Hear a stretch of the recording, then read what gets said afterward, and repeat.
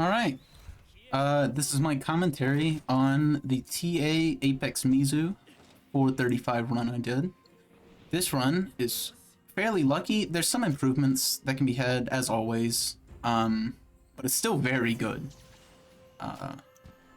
Just opening here, this is the best spawn because it'll let you get a first area kill. Just buff up. Gonna wire dash into these affinity fish, so I have 100% affinity now. Ninja sword in shambles. General opening, once again, sword and shield. You know, if a monster can roar, it can probably be Shoryu'd unless it's an Elder Dragon. And then on Mizu knockdowns, you're gonna want a falling shadow right onto the knockdown, and it's just enough distance to kind of proc off that. So you're gonna do some hard bashes. These baggies always get in the way, and it's kind of annoying, but she's gonna enrage about on this here. And again, Apexes have weird roars, but this one's pretty standard. Everything all at once decided it wanted to get hit by the Shoryu, so that's cool. I kind of get a few hits in while he's spinning, just kind of tacking on that teensy extra bit of damage. Gonna knock her out of Apex state. I should stop saying her because it's him. But once again, general knockdown stuff. Falling shadow onto the topple. Get that extra juicy falling bash. And then once again, hard bashes. With a lot of whiffs, unfortunately. Apex Mizu, or Mizu in general, moves around a lot. Once again, getting that last. This was a little lucky. This is where I kicked in my cheater powers and then got a poison off the Remora.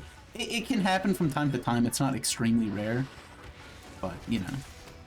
I got lucky and got a head break right there. I did not mean to back hop, but you know.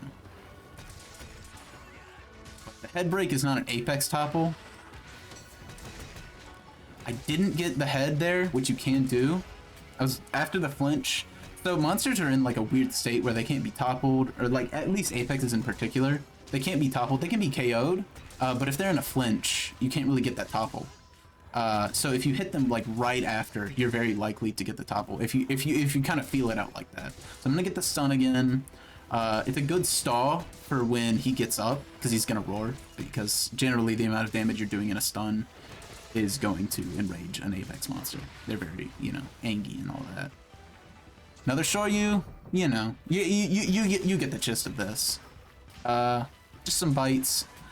Just kind of hoping you get something good. At some point you do want him to do something pointless, so you can sharpen. That was lucky. He usually does 2, but he only did 1 there. On this move, you can do a pretty easy falling shadow. I actually missed, but you can cancel it with a helm breaker even if you don't hit anything, which I don't know if people know that. That's actually a really useful thing you can do. That's a really good top turnaround. It's kind of like an old school head turn. I wanted to show you the bubble, but I didn't get it that lucky. I take some time to just rebuff while walking over there. With the next Apex topple, I don't think I'm going to have Shoryu back in time for this. So what you can also do, Falling Shadow has iframes, so if you can use that on roars, you should. Once again, get the topple. No point in being able to Shoryu here since it's not freestyle and I can't bomb Shoryu or anything. So Falling Shadow's, you know, still a gimme. You shouldn't use Falling Shadow if it's gonna hinder your use on Shoryugeki. I've got him in Blue Skull. Get into blue, kind of unlucky. Another unlucky Shoryu, but, you know, I'm too busy going with it. Extremely lucky Tail Break, which is, again, another topple. So you can kind of put that into your arsenal if you want to, you know, make things go fast. That was kind of a dumb perfect rush, I'll admit, because like, that would have been good on a KO, since I'm not going to sharpen at any other point during this.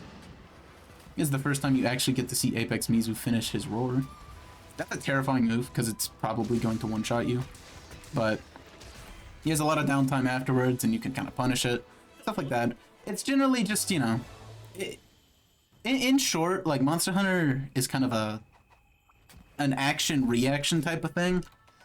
After a certain point, you kind of understand, if a move happens, you should react in this way. Like, if a roar happens, I'm going to want to Shoryu it. If a move is Shoryuable, I'm going to want to Shoryu it. If it's not shoryable, I'll get what I can off of it. And if it's just dumb and unpunishable to a degree, you can just sharpen or rebuff, and you can take advantage of that.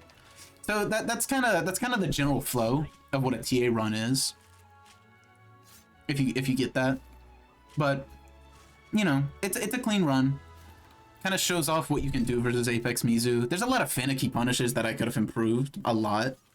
I think you could probably go down to like a 420 or a 425 if you like actually land the proper shoryus. But yeah, thank you for watching. I'm glad I got a lot of good feedback on these commentaries, and I'm really happy that people are taking their advice or like learning from them, because that's what they're for. So I appreciate you watching, and yeah.